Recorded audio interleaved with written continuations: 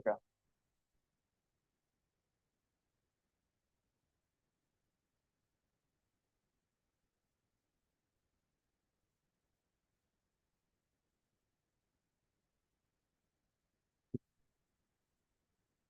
No, it's fine.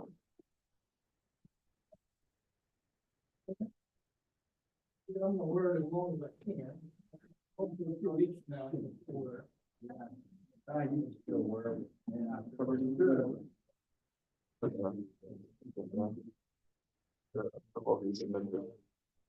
So, 5 years.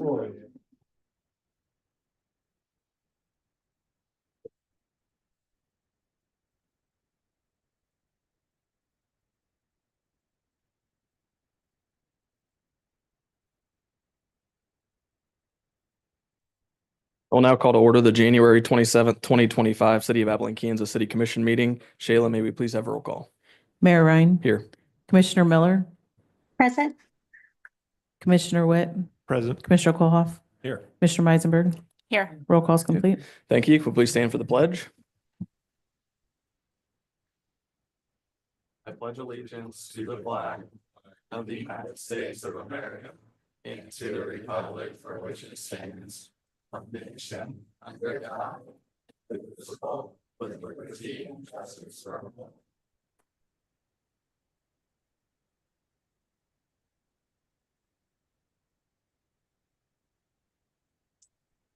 It's a lot more enjoyable hearing that coming from 40 kids in the audience, so that's pretty Was cool. thinking that Yeah, it's too, pretty yeah. cool. Thank you all for being here. All right, our next item is approval of the agenda for today's meeting. I move to approve the agenda as written. I'll second it. Do we need to adjust the Or- consent agenda with that one? Or yeah, I'll make with the adjustment of the consent agenda, and you were saying, Mayor Ryan, moving 5B to 6A or 6B, 6A is fine. 6A. All right. Wendy, are you amenable to seconding that? Oh, motion? yes, I'll second that. Okay. Motion has been moved and seconded. Do we have any further commission discussion? Seeing none, would roll call vote. Vice Mayor Miller, Yes. Commissioner Witt, Yes. Commissioner Kohlhoff. Aye. Commissioner Meisenberg. Yes. Myself, yes, motion carries. Our next item is a consent agenda, which now consists of the meeting minutes from the January 13th, 2025 regular meeting.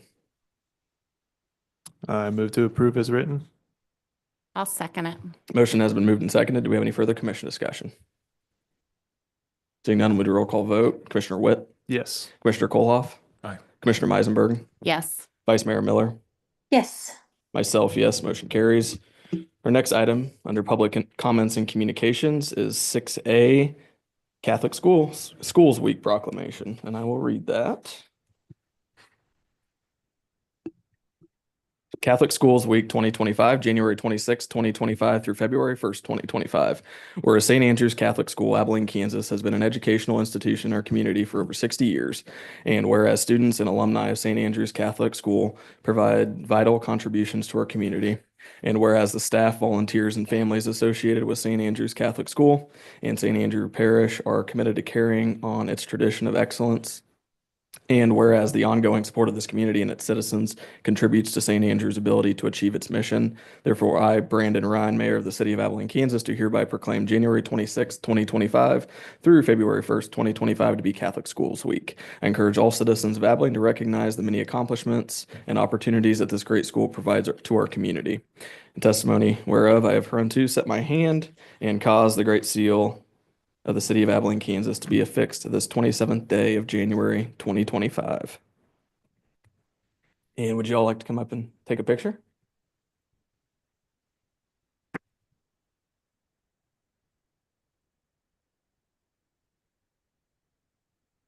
You can come back here. Yeah. Fun.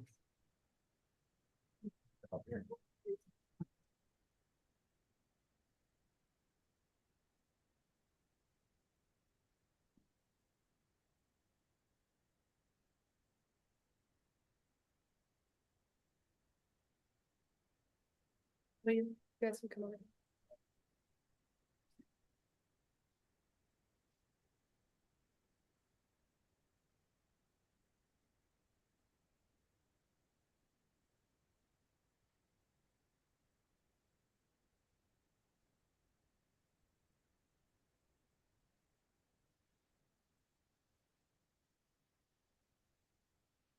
They're dressed as a career that they admire today. So that's why they're not in uniform. Okay. More exciting. Thank you. Thank you. Ice cream for you. What's that? That makes ice cream. Yeah, can you do that, Mayor? We'll adjust our next agenda. There you go. Yeah, just what a good idea.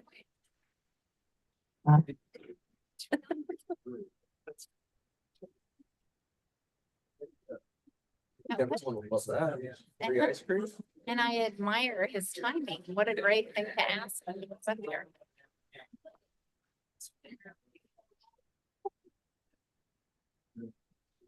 Is that your son? How old is he? We just turned 7 on Thanksgiving. It's a good age. Probably one of the best requests. We've ever had. Good age. It is. They're all pretty good. Teenagers, so much. All right, and our next item is 6B, public forum. This is a time when anyone that would like to address the commission on an item not on our current agenda may do so. Do we have anyone that would like to address the commission on an item not on our agenda? Please come up and, I can later when you're, but I won't be here. okay, please state your name. Hank Reuter. First of all, I want to echo Tim's comment from your last meeting. Kudos to the city crew for the snow removal. They did a bang up job. And that was a lot of hours and we were out there in a lot of weather working. But that isn't really what it came about. I want to tell you a little bit of history and then I want to kind of dovetail from something you're going to talk about today, I think. Abilene was settled by an interesting group of people. I got this from the Kansas State Historical Society. It was in April of 1879, a colony of several hundred river brethren from Pennsylvania arrived in the old-time corrupt cow town of Abilene, Kansas. They brought with them 15 carloads of household and farming equipment and more than $500,000 in cash, 1879. With this stuff, at once they began to organize homes and fields on virgin land purchased from the Kansas Pacific Railroad. That's how Abilene got started. It was the River Brethren came out here. The leaders of the River Brethren at the time were the Royers and the Eisenhower. Were on the same train. Came out here to settle this. They did good things. They did what they could. They put up houses. They built stuff. They did a nice job.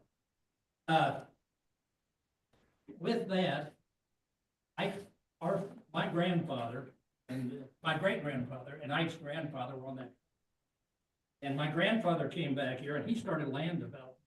He platted most of Abilene, was trying to sell it, platted. Figured out real quick that a River Brethren minister didn't know enough law to do that. So got here in 79, 1882, gone to the courthouse and read all the books he could, and they made him an attorney. That's how you did it. No law school. He read some books and the judge says, you're smart, you're an attorney. So he opened our law firm here in 1882. We're the oldest law firm in Kansas, consecutive lineage. We've been hanging out here 143 years. Great-grandfather, granddad, dad, me, whatever. The firm has been involved in essentially every legal affair, but community development affair since 1882. Everything from the early Duckwall Racket Store, the Viola family, the flour mills, all that stuff, whatever we had. And then I came back 50 years ago. And at that time, our economy was, from an industrial point of view, was relatively moribund. We had Abilene Industrial Commission that owned the land on Washington. Vacuum glass was suited. That was our only land. And we really weren't figuring out how we're going to grow. We needed some industry. Another Abilene boy who did real well, your grandfather, Bob Whitworth, whipped up the city of Salina, shaped them up, and came over here. He was the president of the chamber over there, executive director. He came over here in retirement and decided that Abilene needed to do some things. He worked with the city commission and appointed 12 people they chose. I and Rick Williamson, I think, are the only two that are still surviving. that original group from 1986 when they appointed us. We were an advisory board. We had no budget. We didn't have staff. Bob took our minutes and stuff, but we were not a public body. We wanted to do it private. We didn't want to have to be open meetings laws and all that stuff. We knew people. We had a little influence with people around the state. We all went out and tried to recruit things to come to Abilene, no budget. We did relatively well. Some of the larger ones, you know, of course, we worked with the Ward brothers in Kansas City and brought Russell over here. We got Brierton, Mike Brierton, expanded down there. Electric Wheel out here from Illinois, which is now morphed and is now Great Plains, Dakota. We did that kind of thing. We also saw that we needed more housing, and we recruited both of the Timber Ridge apartments, the 2 downtown senior places, both the Sterling houses. We flew up to Iowa and recruited them to come here, built both of them. Housing development out west, like and Shank, and development out there.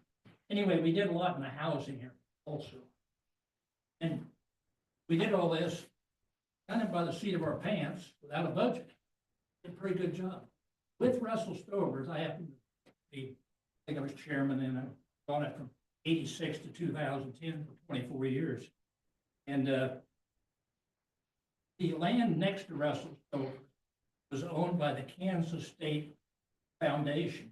Somebody had given it to them in the will. And when we were working with Russell Stovers, we kind of figured out a way to get an option on that 60 acres. Because we thought, well, no, we need some more land. Let's try and get an option. We didn't have any money, but we somehow, I don't even remember where we got the money. We got a 10-year option on the land, which was later exercised. And that's the land you have out. And I would sure hope that now that it's been maybe 40 years since we got that, something can be done to develop it. We had some false starts. And while I was chairman of it, we had people want to put a slaughterhouse in there, 2 of them actually. We didn't think that was real good next to Russell Stovers, that was slaughterhouse. We turned down several people who wanted to come. Got an opportunity now. Understand it's on the agenda, I'm leaving. But I think that you really ought to look at that land and make some good use of it, because a little forward looking can serve our community well.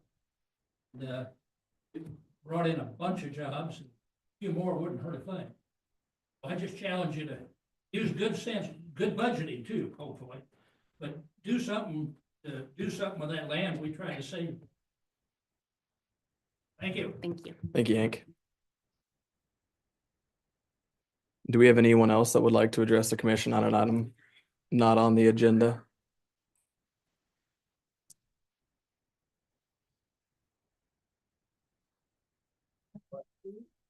Is that? I don't think you're on. Nope.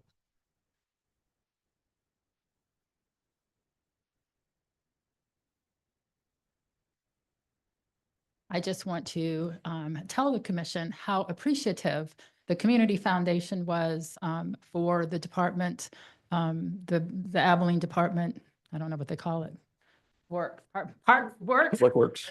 Public Works, that cleared all the snow and the Park and Rec, because they were also down there shoveling in front of our building. So just appreciate it. That I want you guys to know that we are hosting a pizza party for the Works Department tomorrow, just for appreciation.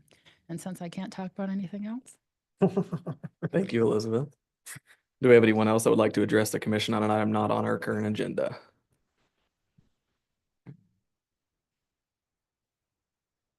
Could you please state your name? My name is Joy Moss, and I'm not comfortable getting involved or commenting in public, but I wanted my voice to be heard. I'm an employee of the city of Abilene and would like to say how much I appreciate working under City Manager Von Marsh. Ron is an advocate for his employees, and when we have to go above and beyond for some event, he lets us know how much he appreciates our service. He is approachable and happy to visit with us about our needs or concerns if we stop by his office. What is a city without its employees? And I appreciate Ron looking out for us. I have worked for the city for 14 and a half years, and during that time, we've had 4 city managers.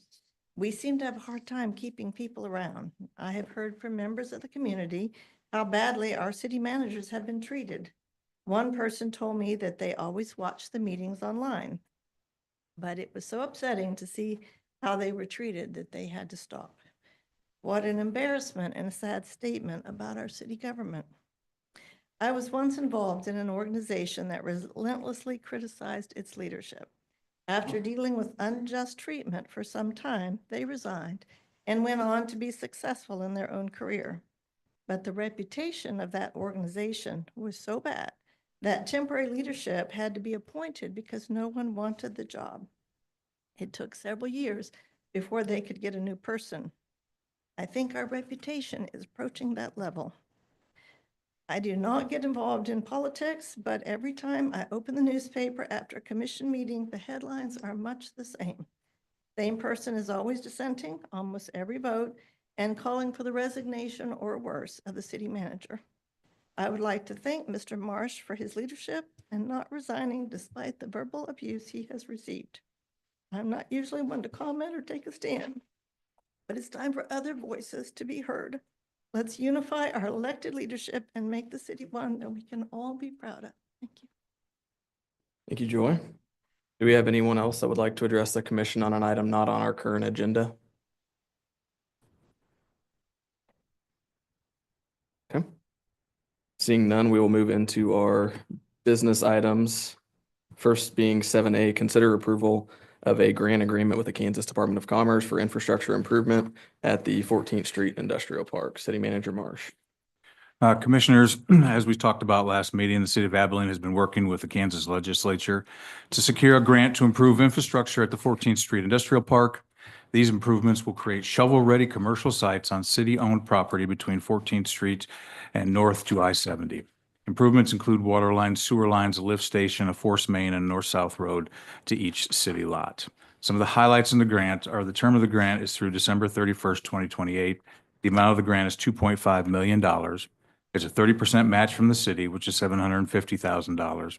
The city will create 50 jobs at the industrial park within 3 years of the date of the agreement. And some of that is negotiable as we've taught, or could be determined or negotiated as we talked about. And the funding options we'll talk about in the study session. So I encourage improvement, or I recommend approval of this agreement with the Department of Commerce. I just wanted to make a couple, I guess a couple technically questions. Just making sure when I was looking through the grant again today, a couple of things stood out and basically just making sure that we're on top of it. That no other use of grant funding is allowed for the agreement. So that is a true city match. Correct. We cannot use any of that money for anything other than this industrial park. And then, okay. And then on the, there was a section, I think it was 6 or 7, I think it was 7. Under quarterly reports, there's a 30-day requirement. It stated commencing December 31st of 24. Does that mean this next quarter we have to submit a report? I have a clarification into the Department of Commerce on that. Okay. So hopefully we'll find out here Okay. shortly. I mean, event in the next couple of days, weeks, whatever. Okay. Do we have any other questions for city staff on this item? I'm just gonna repeat my disappointment in the process here.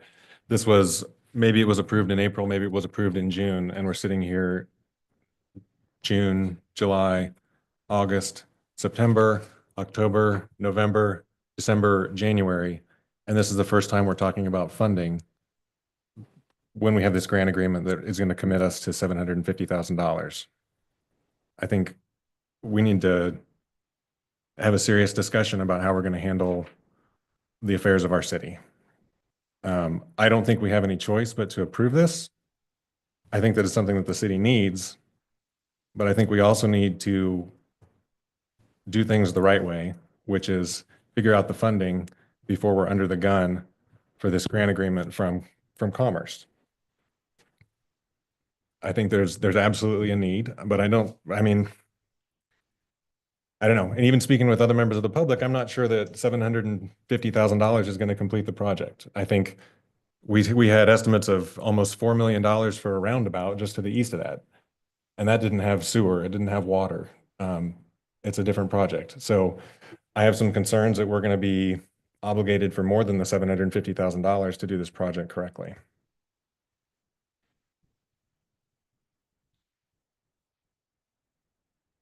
We have any further or other questions for city staff on this item?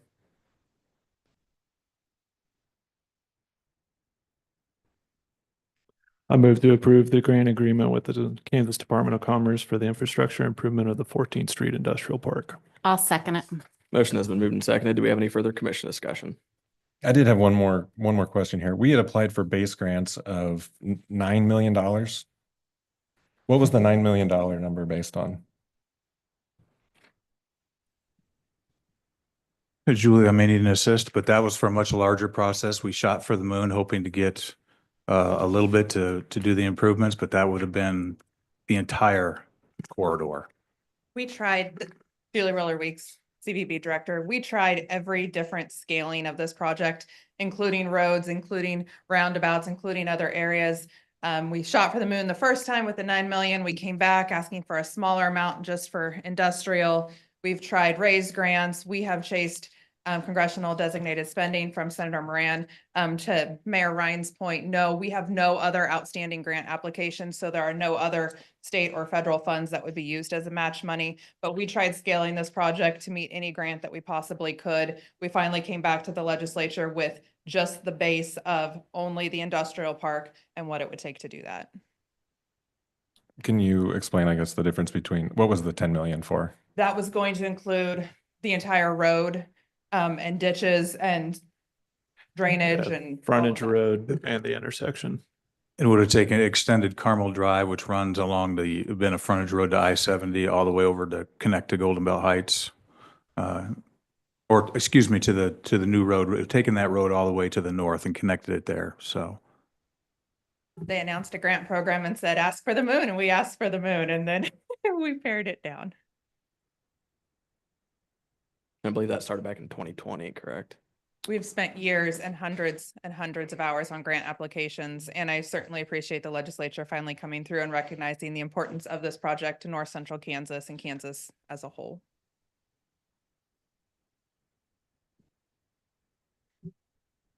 My only comment on this, excited to see it move forward.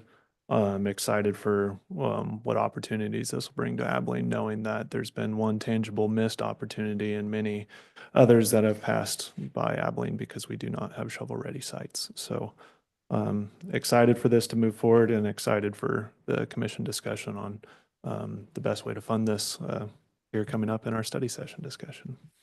And I do want to apologize for not catching this earlier before a motion and a second were made. Do we have any members of the public that would like to speak on this specific agenda item? If you would like to, please just come up, state your name, and there is a 3-minute time limit. Talk fast. Jessica Goodale, Executive Director for the Dickinson County Economic Development Corporation. Mayor Ryan, City Commissioners of Abilene and City Manager Marsh and the City of Abilene staff. I'm speaking today to advocate for an incredible opportunity and a critical investment, a shovel-ready development for the industrial park in Abilene. Contractors looking to build and companies looking for a location know that a site that is shovel-ready is what they're looking for. That's a huge advantage for businesses and communities in this highly competitive marketplace. This initiative is not only essential for our economic growth, but it is supported by compelling data that underscores its significance. So I thought I would share a little bit data because we have a lot of discussion that has gone on. And so I thought I'd share a little bit of data today. First, the demand for industrial space in Kansas is on the rise. The Kansas Economic Development Alliance reports that available industrial space has decreased by 10% in the past year. By investing in this park, we can meet that growing demand, attract new businesses, and ensure Abilene remains in a competitive market in the region. Second, let's consider the job creation potential. According to the Kansas Department of Commerce, the manufacturing sector in our state has seen a growth of 5.3% over the past year. By developing an industrial park with the requirement of 50 jobs created, this could in turn generate approximately 175 additional jobs in related sectors. That means more families in Abilene can enjoy stable employment and improve livelihoods. Furthermore, the economic development impact of such a development could be substantial. A report from the Economic Development Administration indicates that for every 1 million invested in industrial development can yield up to 2.5 million in economic output. If we invest 3.25 collectively, that's the 2.5 plus the city of Abilene 700,000 in our industrial park, we could see an economic return of 8.125 million, significantly boosting our local economy. Investing in shovel-ready development for our industrial park is not merely an option, it's a necessity for Abilene's future. The potential for job creation, economic output, increased tax revenue, and meeting market demands presents a compelling case for action. Let us seize the opportunity to secure a more prosperous future for our community. Thank you. Thank you. Do we have anyone else in the audience that would like to address this specific item? Please state your name, and there's a 3-minute time limit. Take 3 minutes. Janelle Dockendorf, Dickinson County Administrator. On behalf of the Dickinson County Commissioners, we would like to say that we are fully in support of this project and encourage you to sign the agreement. And I would echo the comments that Jessica made so much more eloquently than I did. And Julie, I know the hours that she has put into this as well. So thank you. Thank you. Ms. Dockendorf, would you have another moment? Yes. What type of financial support is the county prepared to offer to help make this a reality? County Commission has not discussed that, and I can't commit them to that. So, but the city of Abilene has not asked for support financially from the county. Is that something that would be a possibility? I can't commit them to that, but I certainly can bring it up to them. Okay, thank you. Do we have anyone else in the audience that would like to address this specific item on the agenda?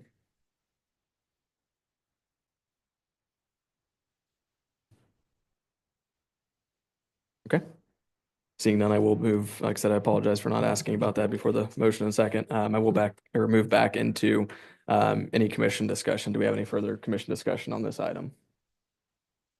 No. Okay, seeing none, I will move to roll call vote. Commissioner Koloff.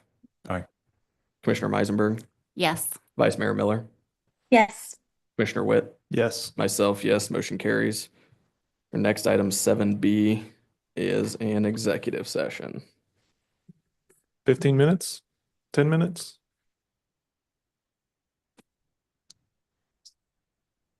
Yeah, I'd make a motion to go into executive session and resume at 4:40 PM. I can read the long version. I'll second it. Do we need the? And I think it would be helpful just to read that full motion and for the benefit of the city clerk. Yes, I move the city commission recess into executive session for 10 minutes to discuss with legal counsel the terms and conditions of the city's agreement with Rural Water District Number 2 and negotiation amendments thereto based upon the need for consultation with an attorney of the public body, which would be deemed privileged in the attorney-client relationship pursuant to KSA 45-7319B2. Open public meeting will resume in this room at 4:40 PM. I second. Motion has been moved and seconded. Do we have any further commission discussion? Outside, you would make a great auctioneer. Seeing none, we'd roll call vote. Commissioner Meisenberg, Yes. Vice Mayor Miller, Yes. Commissioner Witt, Yes. Commissioner Koloff. Aye. Myself, yes, motion carries. We are in executive session. Commissioner Miller, we will have, or Vice Mayor Miller, we'll have somebody call you. Awesome. Thank you.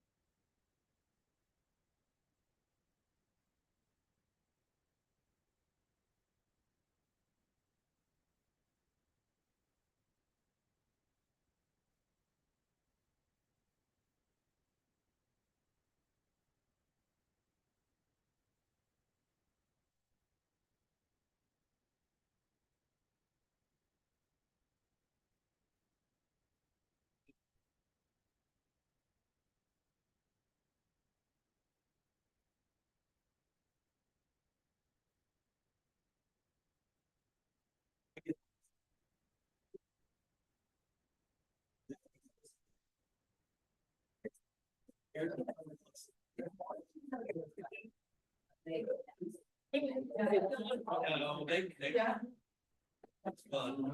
It's fun working. They did. They get once.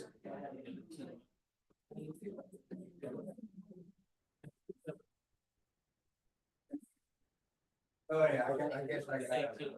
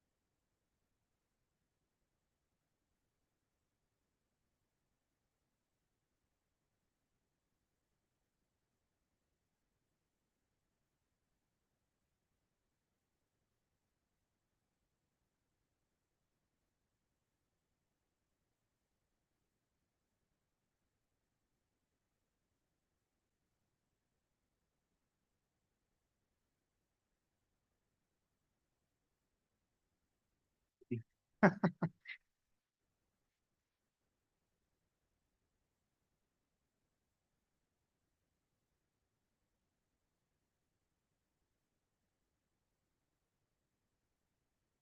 will now resume our regular meeting from executive session. No action was taken.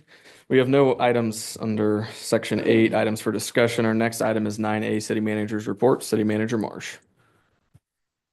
Good afternoon, Commissioners. The fire department has purchased a used brush truck to complement its current one. This will upgrade its capabilities in fighting wildland, grass, and other types of fires. The fire department equipment reserve has $18,000 budgeted for such a truck. Chief Strunk found one online for $14,000, so they'll be getting that. The spur on the boot at Little Ike Park has broken off, and we are looking into getting that fixed. That's all on the manager's report.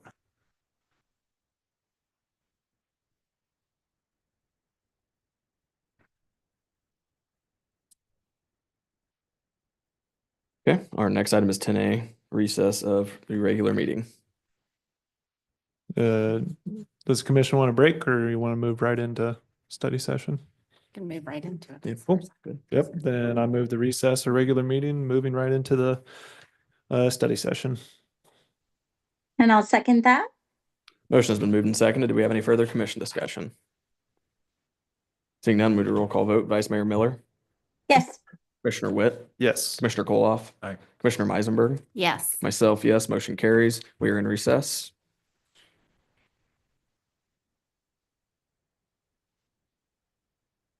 I'll now call to order the January 27th, 2025 City of Abilene, Kansas City Commission study session. Our first item is 2A, personnel manual updates. City Clerk Moore. Mayor and Commissioners, this is mostly just cleaning up some language in the policy. We did add a section about social media, and then we also added the section for training reimbursements. Is that just my own curiosity when it comes to the training reimbursements? From what I remember in past conversations, it can be an instance where we pay for a new police officer to go through training. They train here and then they take another job somewhere else. Is that kind of what Correct. spurs that? Fire, we've had agreements that we would have signed for fire training, CDL drivers to get their CDL license, and that sort of thing. And it's a 2-year requirement, and then the reimbursement rate would be prorated depending on how long they stayed in that 2 years. Yeah, that seems fair. Can you tell us more about the social media portion there? I'm trying to find it in our packet here real quick. It's mainly about comments on posts on social media that have to do with the city. This was ran through City Attorney Martin too. He actually came up with the wording for all of it. He can answer your questions better than I can. Can you point me to the right section there? I apologize. I've got the whole. It is 10-6. And I think the entirety of the new language is shown on the staff report as well for quick reference. Correct. Yeah, I did help draft this, and as I understood the request from staff, it was simply to come up with a policy that strikes the right balance between private social media use and the employer's interests. And as I told Shayla, this is an area where, because we are the government and we're talking about speech of private citizens when they're not at work, there are significant First Amendment issues, and lots of cases establish that a municipal employer or any government employer cannot absolutely restrict employee private usage of social media or private speech in general on matters of substantial public concern. So we could not have a policy, for example, that prohibits employees from talking about major issues going on at the city, because that would infringe on their rights to speak about those as private citizens. They don't lose those rights merely because they are municipal employees. However, there are certain smaller topics that may tangentially relate to the city that the city as an employer can regulate and can prohibit. And we've tried to delineate what those are within this policy to strike the right balance while also not overstepping the bounds in terms of regulating private speech. So you'll see that, generally employees cannot in their private lives engage in activity that contains false information about city policies or harasses or discriminates or threatens others. But I think there's cases that provide pretty good examples. But if an employee thought that a department head was embezzling funds or something of that nature, they could absolutely speak about it on social media and could not be censored or punished for doing so, because that is a matter of substantial public concern. So this policy allows for that type of speech while regulating what I think the goal was, the employer's interest in seeing that employees represent their employer well when they're not on duty. And this was somewhat of a hodgepodge from other cities who have addressed this subject.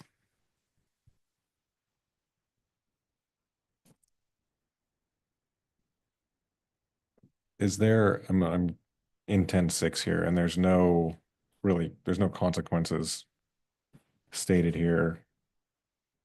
Is that addressed somewhere else in the manual? So yeah, that is not addressed here. You're correct. That there's a separate section, I believe, that talks in general about consequences for violation of the policy, and that, the city manager in this context has authority over all personnel, and I believe that it would give him a range of disciplinary tools ranging from, Progressive discipline. yes. Looking kind of in the last paragraph of 10.6, it says employees may not post any content involving or related to any of the following. Are you familiar with that one, City Attorney Martin? Bear with me. Let me scroll down to the actual policy. Well, I can read it for the benefit of those who don't have it. It says A, items that are involved in litigation or that could be involved in future litigation. B, violates copyright license agreements. C, promotes or advertises any political campaign or ballot measure.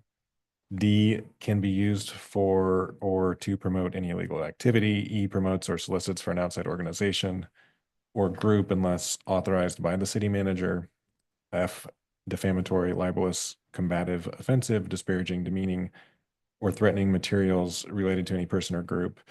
Or G, personal, private, sensitive, or confidential information of any kind. I think most of those make sense. I'm curious about C, promotes or advertises any political campaign or ballot measure, or E, promotes or solicits for an outside organization or group unless authorized by the city manager. It seems to me that those should fall under First Amendment speech that would be protected. Yes, so this is not new language. So this is not something that I added, but I would interpret that that entire paragraph is a remnant of the existing policy that talks about permissible materials on the official city social media site, which I believe there is one, and there may be more than one. And I think that addresses what is permissible content on that. I don't think it's clear in this document that that's what's intended. There's definitely something in the first paragraph or two about official city sites. But this paragraph falls right after employees have the right to use social media personally outside of work. That is the stuff that you have revised. And then there's kind of just this last paragraph, which I don't think. I agree with you that the way that it has been interjected between those last two paragraphs might suggest that that last paragraph is a continuation of what an employee may speak about in their private life. I think before that new paragraph was added, it all flowed together and was all intended to just speak to the official city website. So if everyone's okay with that, we could put a header in there or move it to be abundantly clear that we're only talking about the official city website on A through G. Yeah, I agree. After the addition of these, it was a little more convoluted in there when you're looking at the whole thing versus just these specific sections. So I guess it'd be my wish as well, if we could make sure that's fairly clear, I guess, cut and dry on what's what there, that might be helpful. I agree. Is that something you can send out to us prior to the next meeting? Yes, we'll get it cleaned up and sent out to you guys.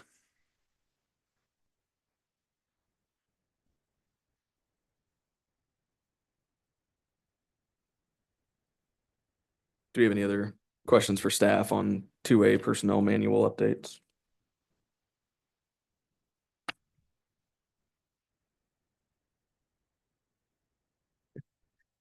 Seeing none, we'll move on to item 2B, basketball courts resurfacing at Eisenhower Park. Parks and Rec Director Tim Brook, I assume you're taking that one? Kelly Timbrook, Parks and Recreation Director. So we brought this to commission because we have this in kind of a two-part. We want to get the basketball courts resurfaced at Eisenhower Park, and then we also are looking at, do we need to replace the goals that are there currently? The rec board for the 2025 budget budgeted funds for this year to get the courts redone. So we have money in our special projects for this. The rec commission's meeting was this morning, so that's why it was a little different for your agenda packet. Definitely want to move forward with the resurfacing with Mid-America Court Works. They've done our courts in the past. They have done our tennis courts and new pickleball courts. We did reach out to 2 other companies to get bids and got the other bid that you guys saw in the packet. And then the other one said he would be happy to give an estimate, but knew it was going to be high due to distance and doing the work from where they are from. So the rec board this morning, I think we're in agreement that we probably need to go ahead and replace the goals. We are reaching out to Mid-America one more time to see if there's just another option cost-wise. The goals that they've suggested are made for outdoors to endure all the weather, and then also vandalism, so they won't get cracks easy, things like that, because they are unsupervised courts. So for the regular meeting, I'll have a for sure answer for you on that. We also looked if we could just replace the backboards on those, but if you go look at them, I think they were pretty homemade. So every one of them have different brackets that are holding the backboards up. So we do feel like it'd be in the best interest to get new goals put in. It needs to be done while they're resurfacing. So that's why we're looking at it right now. Otherwise, it'll be another 10 years or so before we'll want to do that. So we brought it to you guys just because if we go with the goals, then that's going to be over the 25,000 for Mr. Marsh to approve. I've got 2 questions. One related to any specific discussions amongst the rec board. If the current layout of the courts still makes sense or not, or if this would be kind of a restructuring. And then tied to that, again, looking at these as potential also multi-use where we could also have, if it would make sense to also put pickleball lines or something like that on these. Yeah, courts. we've talked about, because if you've been at our basketball goals, we have 2 courts, and then on the north side are just kind of 2 small courts. And they all do get used in different ways and different times. So we did ask if we should remove those 2 end courts and just make 2 longer courts. Our size of our slab doesn't make sense for any official size courts, which we don't necessarily need. If we did that, it would just make 2 long skinny courts. So we talked about that this morning too, and just decided to keep it as is. But, And any discussion with multi-use on? yeah, I mean, that's always an option. Yeah, we can use them for multiple things. If we, for pickleball, it'd probably have to be you bring the net out and set it up Right. and then check it back in sort of thing, just because we can't leave them out there. But Mhm. yeah, and lines can always be added at any time too, so.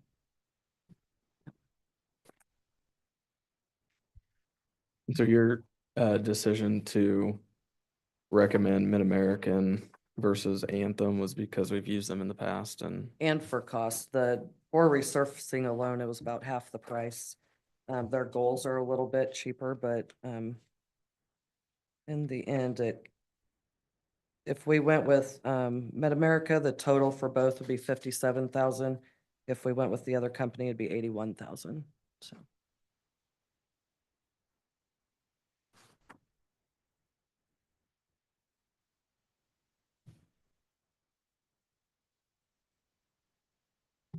Am I missing something?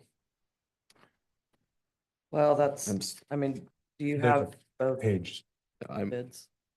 this is the Mid-America Court Works bid there, right.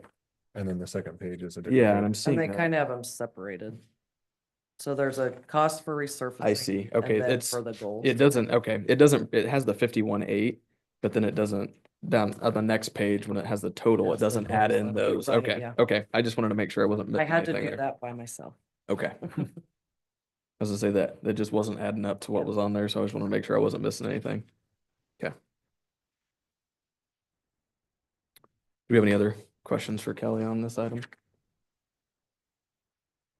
All right, thank you. All right, and our next item is 2C, Department of Commerce Grant Match Funding Option, City Manager Marsh.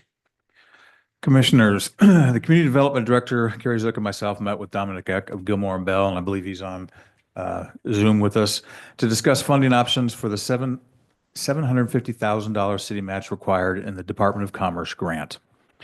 There's a couple of options we can look at. One, we can create a benefit district where all property owners will have to be in agreement and sign a petition. All property owners will be responsible for at least 5% of the cost of the city's portion, creating special assessments on those properties. It can be more than 5%, but it can't be any less than 5%. Option number two would be a capital improvement plan program or CIP program. The city has Charter Ordinance number 28 in place that allows the municipality to bond any projects listed in the CIP. We checked. I don't believe this is in the CIP right now, but we can do it. It can be a quick meeting, or it can be on a meeting to quickly add it to the CIP and move forward with it in that way. Option two allows the city to fund the infrastructure via GO, general obligation bond, not assessing specials to the future property owners, creating an enticement for future development.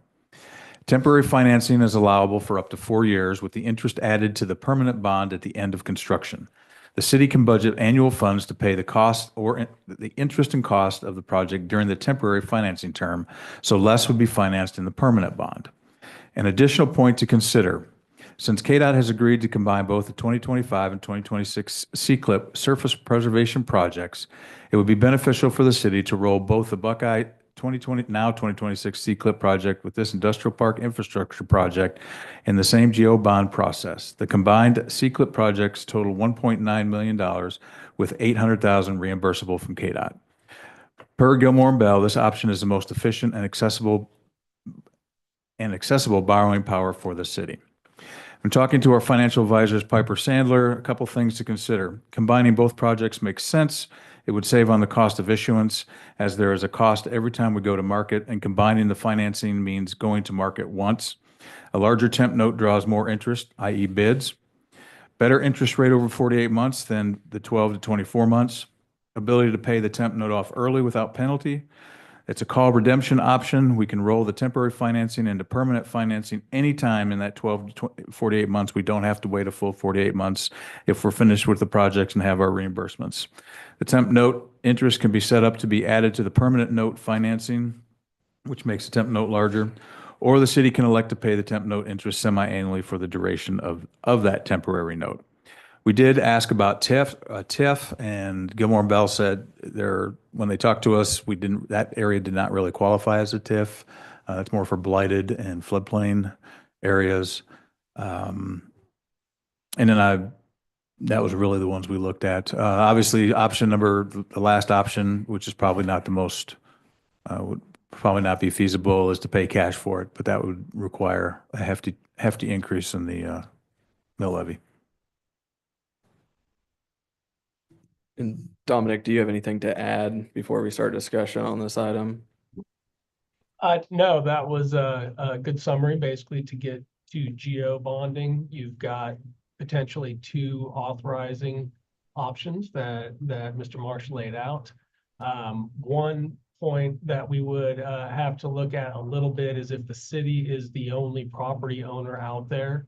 That puts a little bit of a wrinkle into the benefit district program, but we could still potentially finance it on the temp note basis. And then to the extent that we have an additional property owner by the time we're ready to go to permanent financing, somebody, i.e. somebody that's not the city, then that would still allow us to kind of go that route and spread some amount of specials if you were looking to do so.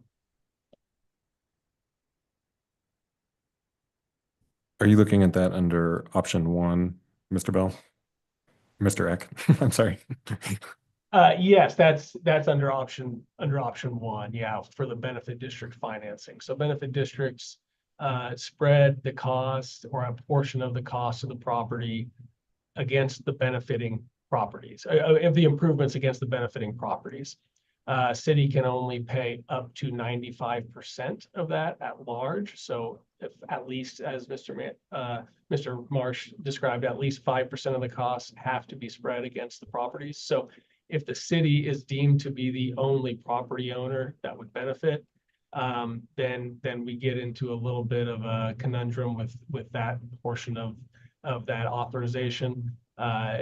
But like I said, during the interim financing period of notes, we could work through that, and to the extent we had a new user coming online or a contract to sell some property by the time that temporary financing was up and we're ready to go to bonds, then we could work through that option.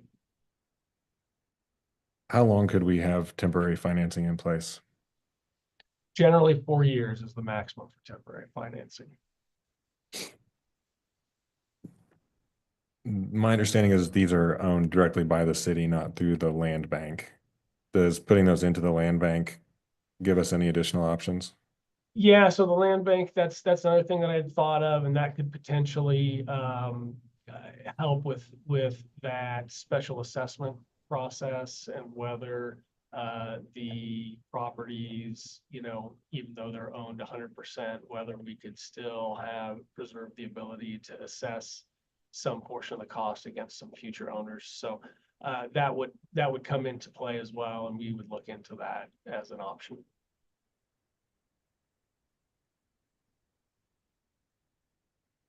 If we were to do take that option and put that onto special assessment rather than a general obligation bond, are we still able to, I'm assuming some of these entities might still want IRBs and other incentives in place. Are we able to still collect those special assessments from the new property owners while not collecting ad valorem? Yeah, good question. So two parts there I want to address. First of all, to your direct question, the answer is yes. When an IRB is utilized for a property tax abatement, special assessments are not included in that abatement. So special assessments are still due and payable despite the fact that IRBs may be issued for a project. Secondly, if a benefit district is utilized as the authorization for this financing, those would still be general obligation bonds of the city. So in both the benefit district authorization and the CIP authorization, you're looking at general obligation bonds of the city. So if you did have special assessments against the properties and the property owner didn't pay, for example, the city's still going to be obligated to make those debt service payments. And then what happens is those delinquent special assessments would go through the same process as any other delinquent tax collection. And so go through the sheriff's office, and then eventually, if it came to that, eventually a sheriff's sale process. What I think is probably more likely, though, is that the city is the holder of that property or some of those properties while those special assessments are accruing. Let's say in the event of putting those into the land bank, then we can start the clock on those really whenever. We're still obligated to pay that bond, correct? Up until the point that we transfer that out of the land bank, but we can start the clock on that to the new owner at any time. Is that correct? So yes, the city is going to be obligated to make those bond payments regardless of whether there are special assessment payments coming in or not. And then the land bank statutes do provide a lot of flexibility in how special assessments, when they can be started, when they can be collected, allows the city some flexibility to adjust that schedule, adjust the amounts, et cetera.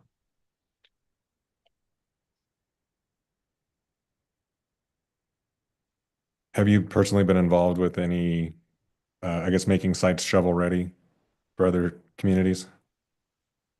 So I mean, benefit district financing is quite common, yes, where we go in and utilize the 12(6)(a) statutes to fund infrastructure improvements. CIP financing also quite common for many cities to make infrastructure improvements and public improvements throughout the cities. So yeah, we have done quite a bit of infrastructure financing throughout the state. Do you touch those projects after the bond financing? I mean, to know kind of the nuts and bolts of, really where the rubber hits the road, if those, obviously optimally we'd have all those sites sold already, right? That just have industries waiting to move into those. So there's a day one revenue, but that's not the real world probably.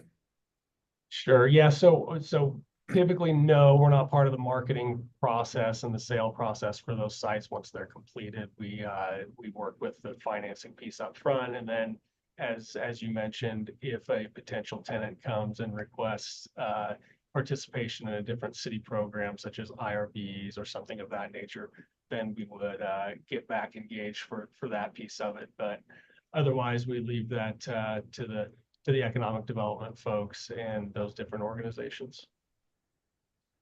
Do we know for sure if those lots are in the land bank or if they're owned by the city? They're not in the land bank. Okay. Commissioners, I mailed out earlier to this afternoon, or I think it was right around lunch, from the financial advisors, Piper, gosh, I just lost it. Piper Sandler. Piper Sandler, yes. Breakdown on what the permanent financing, starting in potentially in 2027 would look like. That's not a hard and fast number. That's based on the numbers we gave them. And also breakdown on the temporary costs. So you have that. And then you also have at your chair and Wendy, I believe I emailed that to you this afternoon, where we stand currently with our current debt. Can you speak more about the TIF program? I know that is used for blight, but there's about a half a dozen other designations that I think qualify for TIF. I think there's a transportation, but I for some reason I'm thinking it's directed more towards train intermodal facilities. Yeah, so there are a few different options for designating an area as TIF eligible. The most available for something like this would either be floodplain or blight. Blight requires a finding of a majority of 9 different factors. So one of the factors is inadequate street layout and inadequate infrastructure, but that's one of them. You've got to meet 5 of the 9. And so, dangerous and unsafe conditions, things of that nature also come into play there. We have found it typically pretty difficult to get to a blight finding on a greenfield development. Typically, where we see it is a redevelopment of old infrastructure, old buildings that are dangerous, unsafe structures, things of that nature that are out there that help you get to that majority of those 9 factors that are listed in the statute. Who's the watchdog on that? Well, that depends, I guess. The county and school district have veto powers over TIF district creation.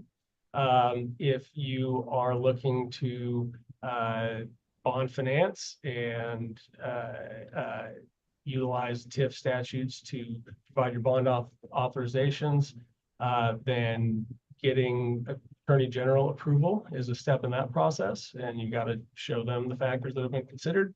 And then just other general, market participants and our legal opinion and et cetera would also take that into account.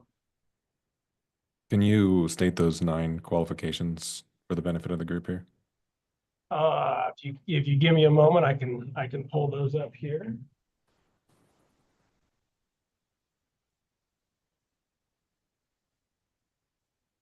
I guess the conditions for blight, and then while you're looking there, the other, I guess, qualifications for TIF eligibility other than blight.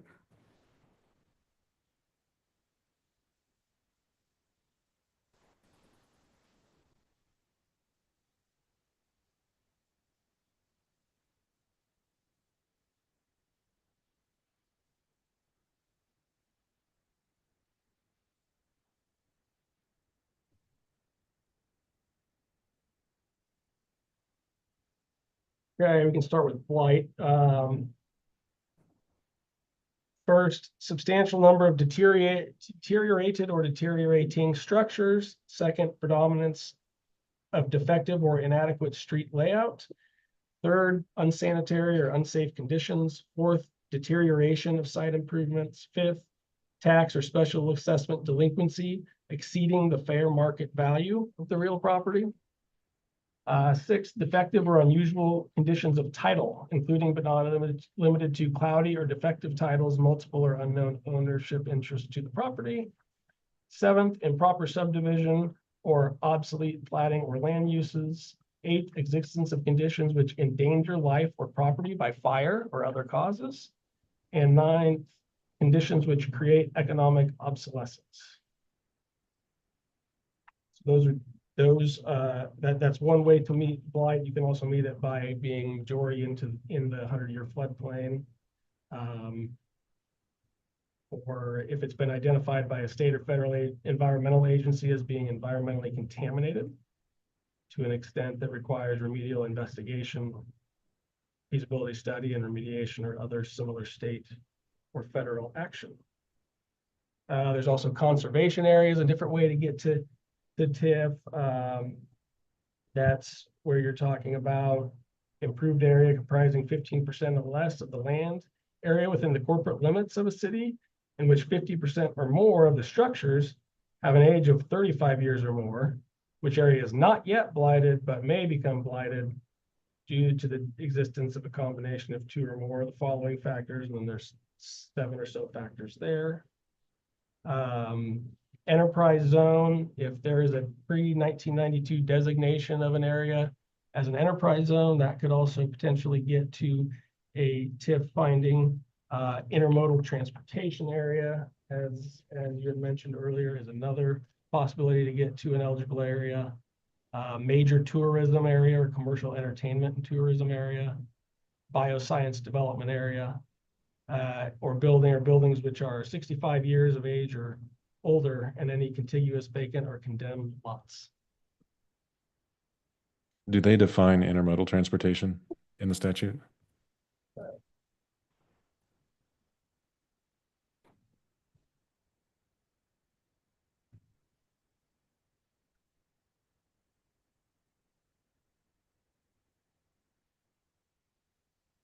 Intermodal transportation area is an area of not less than 800 acres to be developed primarily to handle the transfer, storage, and distribution of freight through railway and trucking operations. Looks like that's not an option. There was one piece in there, you talked about site obsolescence. I believe, I cannot remember how many points ago that was. We were rolling through them pretty quick. Do you have any specific requirements for that?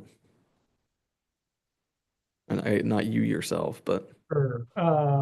Let me see here. I'm looking. I'm gonna guesstimate 5 to 6 points. Conditions which create economic obsolescence. Mm-hmm. Not necessarily. I mean, that could be a factual finding that I think could be made from the bench, but that's one of those list of 9 factors where you've got to hit 5 or more of them. And so that's where that kind of comes into play. You could, potentially argue that, hey, we've got some factors contributing to this, because otherwise, as you mentioned, it would have been sold by now. So clearly we need some help to get this moving, and utilize, that logic and reasoning to help satisfy a couple of these conditions, maybe. It's getting up to the full majority of those 9 that gets difficult. Can you tell me what statute you're referencing there? Sure. That is KSA 12-1770A. And in this case, A is not a subsection, it is part of the statute title. You said KSA 12-1770A. Correct.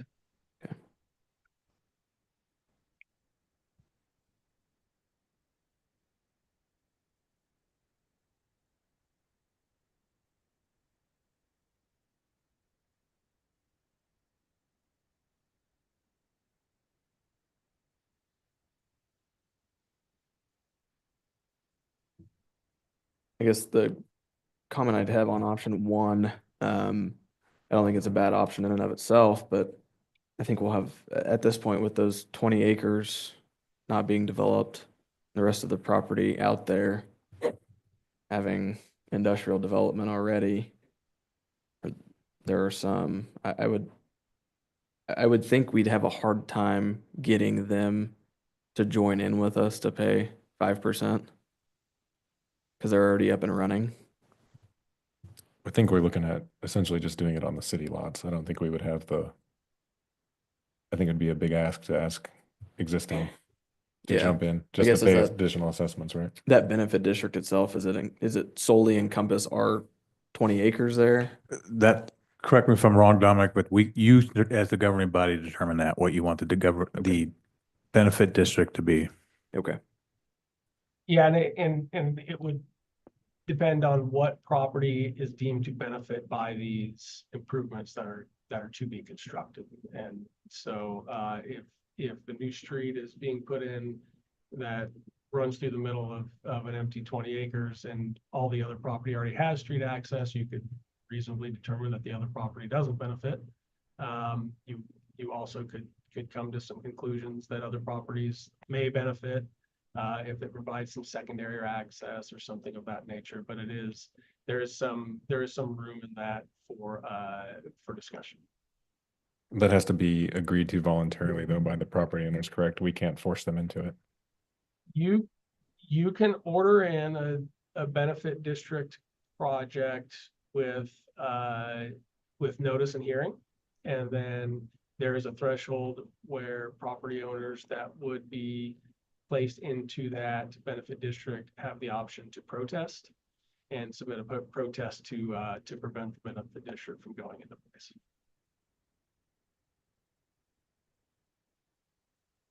I guess I don't really have any appetite for putting specials on existing businesses. I kind of want to go back to the blighted area because I think we can probably,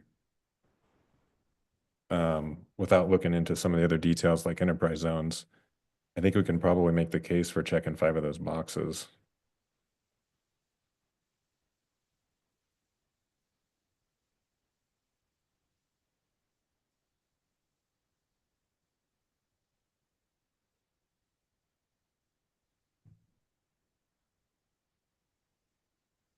So are there any structures on the property? No. I'd have to double check, but if there are, they're dilapidated. We could probably throw one up. Yeah, there's nothing on there. I'm looking, as I'm going through this list, I'm looking at A through I here. So B, the predominance of defective or inadequate street layout, unsanitary or unsafe conditions. We've got no clean water. We've got no sewer. Improper subdivision, G, H, existence of conditions which endanger life or property by fire or other causes. There's no fire suppression means out there. And then for number 5, I, conditions which create economic obsolescence. There's been essentially no value, no economic value to that land. And yeah, I'd stand in front of the Attorney General and ask for that.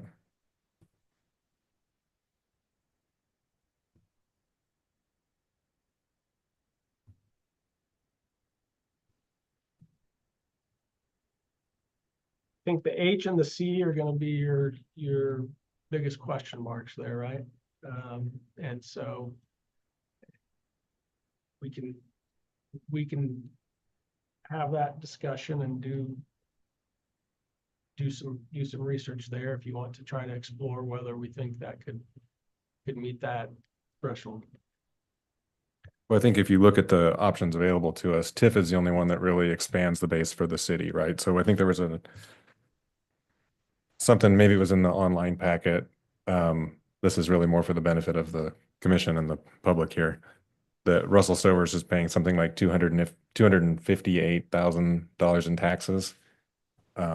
That is on a property that's 2.5 times the property that we're talking about right now. And not that property tax would be linear with the land square footage, but I would expect the property tax not to exceed that amount with the 18 acres that we have available to us. The city's portion of that 258,000 is roughly 30%. I think it's 28.3 for that. So the city's revenue from that is $73,000. It's only a mechanism like TIF that would actually expand that. Essentially, but as he mentioned, the school board and the county would have to approve that. But essentially, we would, as a city, get access to that revenue under the TIF or a similar mechanism to be able to pay off those bonds. So you're looking at essentially tripling your revenue by creating a TIF compared to some of the other options that we have. So then the other point to make on that, it goes to a question that you had asked earlier. If there is a TIF district in place, then a property tax abatement IRB is not an option for any potential purchaser. You cannot have a property tax abatement and a TIF, right? You're talking about the same dollars there. So to the extent that that goes into your analysis of whether that is going to be a necessary tool to entice a potential user. I wanted to point that out because you had asked that on the benefit district. You could still do an IRB for sales tax exemption on the purchase of construction, but you just would not be able to do it for a property tax payment.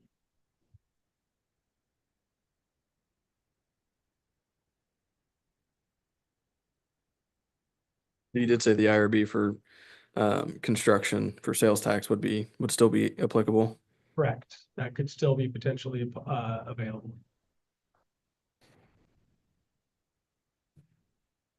But for me, when it comes to the question of funding this and for the governing body to think about and kind of wanting to rely on our people who are paying attention to the market across the state. So looking at DKADC of this comes down to the marketability of the property and trying to have an understanding. Again, we want to pay for as much of these improvements through revenue sources that don't exclusively fall on the burden of the immediate Abilene area. So we're kind of balancing what's going to make these the most marketable versus wanting it to cost the least amount to our current constituents.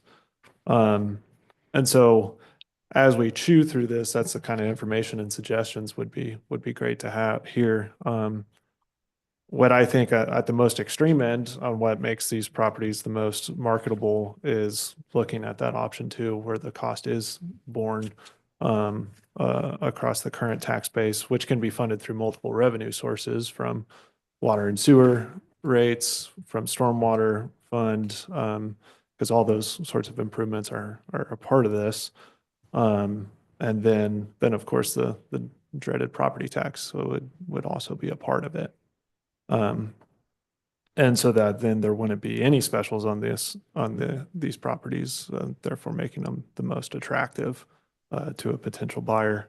And then potentially the city also has an option to recoup some of those costs through the sale of the property. The governing body has full discretion on what we end up selling those pieces of property for. So all the different ways we can slice and dice how and to pay for it, but I'm wanting the governing body to also be thinking about marketability. How attractive are these sites? We'll get past the road bridge to make them shovel ready, but then there's all these other components to it too. It just kind of depends on how competitive other sites are across the state and the region. Where if we're trying to court a company, why are they going to pick us versus somebody else? Yeah, that's a good point, thinking about after the fact. Because we do, I think our biggest benefit there is direct access to interstate. That's very marketable, obviously. That's the only thing that's concerns me if it were approved for TIF, depending on the size of the development, if they were to come in and if it was a very sizable one and they wanted all 20 acres for a large scale development, and we're being pit across other or pit against other communities that are able to offer property tax abatements. Now, that's not usually our first option, but on some of those larger projects like Russell Stover's, it makes sense. That's my only concern with TIF. If it is applicable, that it does limit after the fact what we can offer on the economic development side. But it makes the front end a lot more appetizing. This might be a question for City Attorney Martin. TIF is fairly similar in construct to RHID. We would essentially have the option as a city to pick up the tab for those taxes if we were so inclined after the fact. So if we put a TIF into place, and this may be a question for Mr. Eck as well, if we put a TIF into place and decide that we want to give those funds back to whoever wants to buy those properties, we would have that right, because essentially those TIF funds are going back into our general fund, correct? To Mr. Eck, if he has an initial response, I'll let him answer that. Yeah, thank you. Thank you.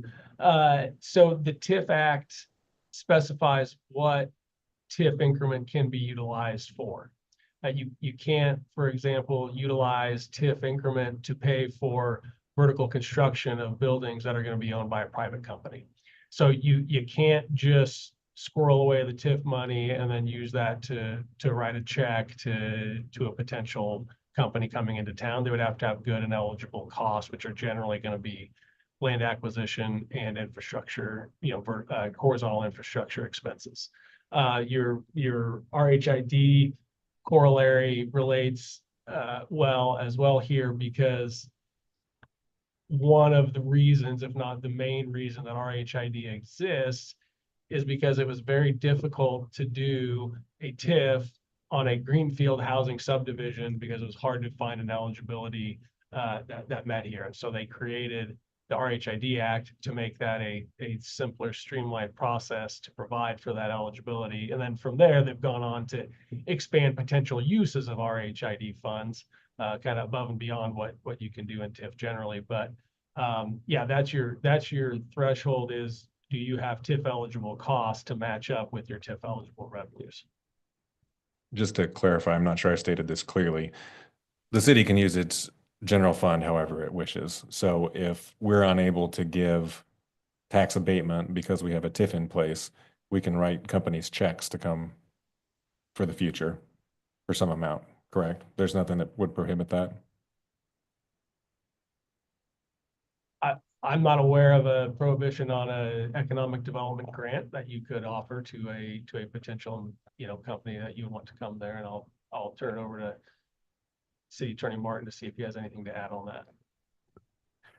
Generally, I agree. I think under your home rule authority, you have broad powers to do anything that is not explicitly prohibited by the legislature if it relates to a public purpose. And I think economic development is one of those. So if you found it appropriate to give a grant that had some relationship to taxes paid, I think that would be within your home rule economic development powers. I think we would want to scrutinize that further depending on what exactly we wanted to do, but I wouldn't rule that out. I think that would be a last resort, certainly. And finding companies that really just want to locate within the state on a shovel-ready site would be our first choice anyway, for a number of reasons. Just to dig into this project, what's being suggested is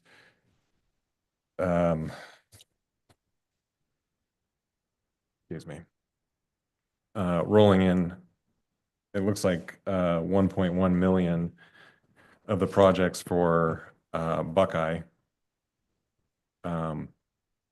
I think I've spoken at length, but for the benefit of those who didn't get to hear it the first time, I am not in favor of the first project, the first part of that, the railroad to Fifth Street. I think bloated is the word I used before, and I'll use that word again.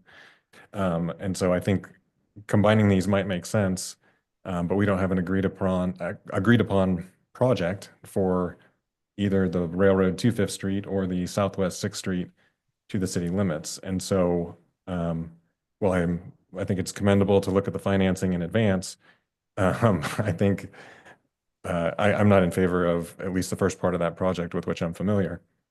And so I guess I'm opposed at least to the amount that's proposed here. I think we had a funding mechanism even for the amount that I thought was bloated for the Union Pacific Railroad to Fifth Street project. And so I'm not sure that it makes sense to have my kids pay for it when they get out of college, if we have the option to pay for it today.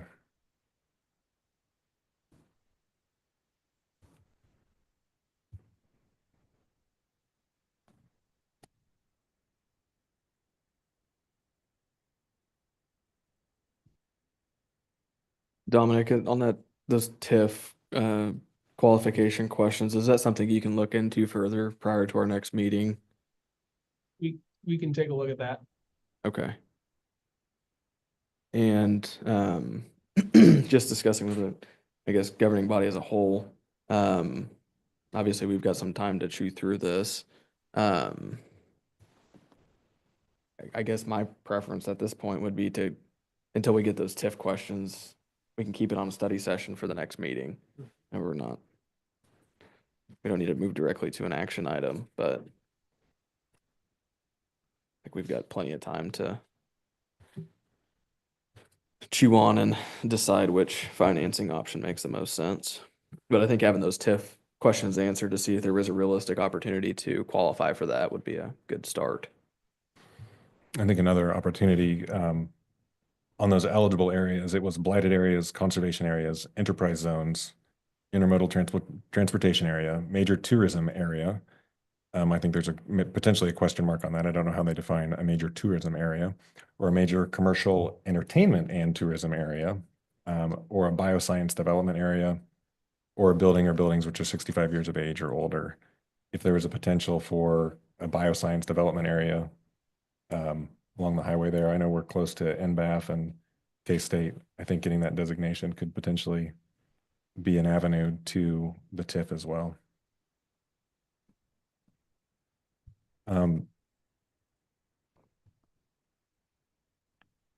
The last one, Dominic, here, I think. Sorry. Oh, you're fine. Did you? I was just gonna say there are, definitions on all those bioscience as well. And so, that would depend heavily on what the end use would be contemplated there. Okay. The last section here, and I'm not sure how these rules, what they are, but it says a building or buildings which are 65 years of age or older, and any contiguous vacant or condemned lots. Certainly that would, in my mind anyway, involve grabbing a building that's 65 years of age or older and combining it with the property that the city currently is discussing here. But I think that's a potential avenue as well. I think anything that's out there is probably 65 years or older. If there is contiguous, older buildings out there that you want us to take a look at, yeah, let us have that information and we can take a look.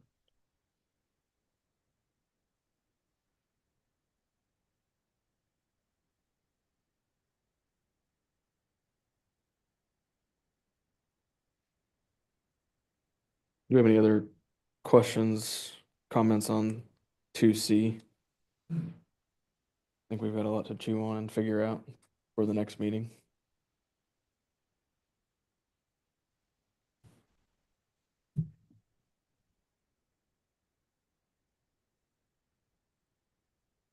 Thankfully, we have the benefit of time, so we can work through these. We don't have to rush to do a decision on this, so. What is the payment schedule for the state grant? Whose dollars are in first, or at what point do we need to come up with that money? I think you had a timeline here. I'm trying to find that. I believe it's a reimbursable bond, reimbursable grant, which means as we spend it, we can ask for reimbursement from them. So we'd have to finance that up front. So any of our expenditures, they, over time, they could reimburse us 30 or 70%. Correct. But our 750 is out of the, we have to expend that first, I would guess. I believe that's the case, but I don't know. know that's a, Yeah, I don't know that that's in the 'Cause in the contract agreement. I have it pulled up. Yeah. So Commerce grant funds will be dispersed to Abilene proportionate to Abilene's investment of its matching funds. So Yeah. as we spend a dollar, they would give us a proportionate amount in relation to their total commitment. they'd give us basically 70% of our investment up to $2.5 million, or 70 cents on a dollar up to 2.5. But it doesn't specify any. Yeah, it's like, so it's not quite 70, right? Because ours is 30% in addition to their dollar. So it's Yeah. $1.30 over $1 gets reimbursed. Or 1/30th. And it doesn't specifically state the timeline of repayment in there. It's pretty vague. Repayment by the city. No, by Commerce. I agree that it is relatively light on details, which I think at the time can cut both ways, but I think if the city begins expending funds, those commerce funds would quickly become available, as I read it, in proportion to the total amount. Hence where that temporary financing comes to play, where that gives us the capital to be able to work with. We spend it and we request reimbursement from the state. Lower our interest expense as Right. well for submitting those for reimbursement quickly. If we've got to make quarterly reports anyways, even if we submitted it monthly or quarterly, it's an option. Just because I did the math, I'll share with you, it's 76.9% of the total project. Okay. Even better than I thought.